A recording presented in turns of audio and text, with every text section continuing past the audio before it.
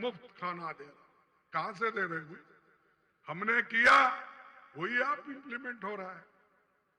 हर चीज को क्रेडिट लेना, और भाइयों बहनों ये बोल के लोगों को वहीं घुमाते घुमाते अपनी बात रखते हैं भाइयों। और ये इनके जो 10 साल में इतनी नौकरियां कम हो गए, हालांकि गवर्नमेंट में 30 लाख नौकरियां हैं, चाहे वो मिलिट्री में हो, चाहे एजुकेशन में हो, चाहे वो केंद्रीय विद्यालय में हो, पुलिस में हो, सब मिला के। लेकिन उधर मोदी जी भर्ती करने का उनका लक्ष्य नहीं है, सिर्फ उनका लक्ष्य है केवल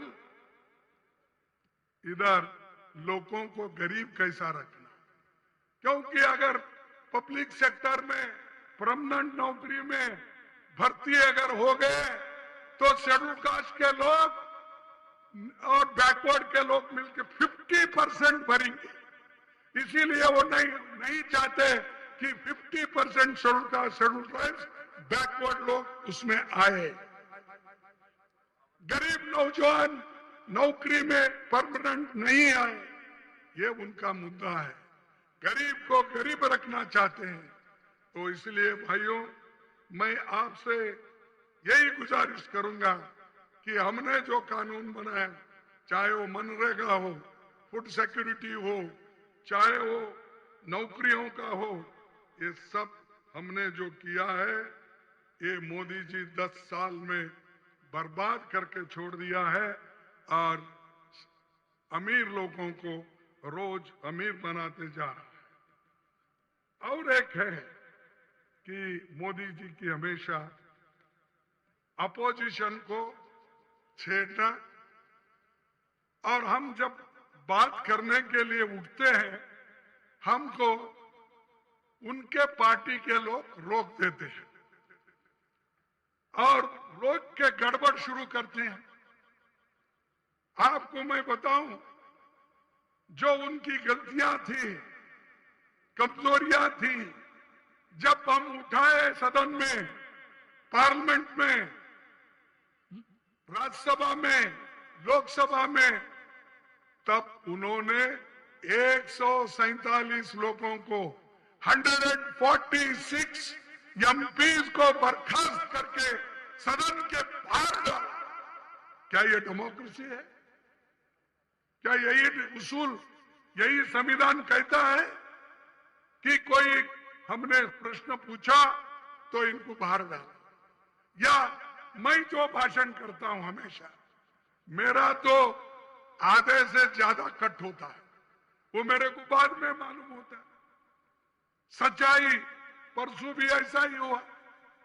मैंने ये कह रहा था कि शूद्रों को जगह नहीं है कहीं भी, और उनको हमेशा मंदिर मस्जिद से दूर रखा जाता है। इसीलिए मैंने वो शब्द उठाया, तो उन्होंने वो पूरा 2 पेज का मेरा स्पीच काट दिया। ये है मोदी की नीयत और सरकार में बैठे हुए लोगों का नियत। इसीलिए मैं चाहूंगा ऐसी सरकार, जो संत रविदास जी ने कहा था, ऐसा चाहूं राज्य में, ऐसा चाहूं राज्य में जहां मिले सभी को अन्न, जहां मिले सभी को अन्न, छोटे बड़े सब समान बसे, छोटे बड़े सब समान बसे, रविदास रहे प्रसन्न। ये रविदास जी का कहना है। ऐसी राज हो ना हमको, डराने वाली राज न को, लोकतंत्र को मानने वाले और संविधान को मानने वाले लोग होना, और छोटे बड़े सब समान, जो रविदास जी ने कहा, उनको सब समानता का हक मिलना चाहिए। हम देख रहे हैं कि हमारे जितने भी पुरखे बड़े बड़े ये बनाए थे कारखाने, अब मोदी जी एक एक करके बेच के खा रहे। एक एक, सभी एक आदमी को दे रहे। एयरपोर्ट और पोर्ट, रोड, सब चीजें एक अमीर आदमी के हाथ में वो दे रहे हैं और गरीब का छीन के, क्योंकि हमारी जमीन उसमें गई, उस प्रोजेक्ट में सब लोगों की गई, लेकिन ये किसके हाथ में गई? बड़े बड़े अमीर लोगों के हाथ में गई। और यही मोदी चाहते हैं कि अमीर अमीर बने, गरीब और गरीब बने। इसीलिए ऐसे सरकार को आप निकाल देना चाहिए, उखाड़ कर फेंक देना चाहिए, और मनमोहन जैसी सरकार यूपीए की जो थी उसको फिर से लाना है, उसके लिए आप कोशिश करना चाहिए। और विकास दर क्या था मनमोहन सिंह जी के जमाने में और आपके जमाने में?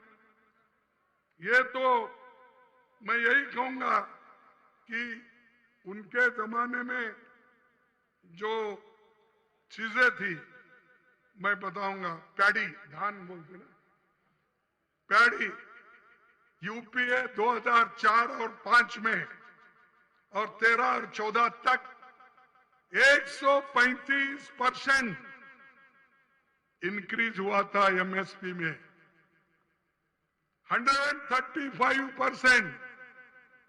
और इनके जमाने में 14 से लेकर 23 तक 50% इंक्रीज हुआ है। मेज मक्का 155% मनमोहन सिंह जी की गवर्नमेंट में हुई, लेकिन अब इनके गवर्नमेंट में सिर्फ 50% हुई। गेहूं 120% उस वक्त मनमोहन सिंह जी के गवर्नमेंट में हुई, अब आज 50% उन्होंने एमएसपी इंक्रीज किया। शुगर केन 180% गन्ना का इंक्रीज था एमएसपी, आज 40% है।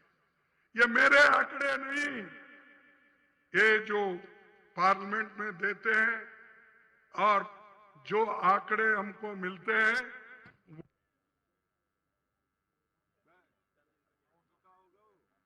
वही मोदी आया क्या?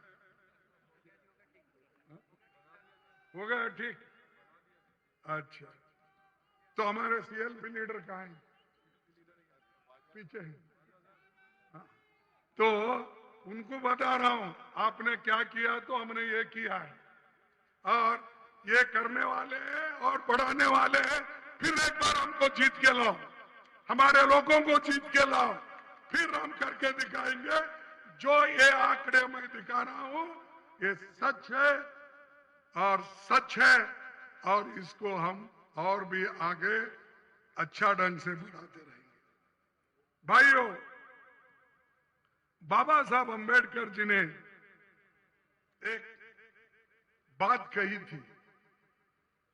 क्या कही थी? भक्ति या नायक पूजा, भक्ति या नायक पूजा पतन का और अत्यंत तानाशाही में पहुंच जाने का रास्ता है। जो व्यक्ति की पूजा करता है, जिस व्यक्ति की पॉलिटिक्स में पूजा होती है, वो गवर्नमेंट, वो आदमी तानाशाही के तरफ चले जाता है। ये डेमोक्रेसी है भाई, और डेमोक्रेसी में हमको सबको काम भी करना है, ठीक ढंग से सरकार को भी चलाना है, ये वेलफेयर स्टेट बनाना है। इसको आप याद रखिए। सिर्फ मोदी मोदी बोले तो किसी का पेट नहीं भरता। अमर शहीद सरदार भगत सिंह जी ने क्या कहा था? फांसी लगने के 2 महीने पहले 2 फरवरी 1931 को युवा राजनीतिक कार्यकर्ताओं को संबोधित करते हुए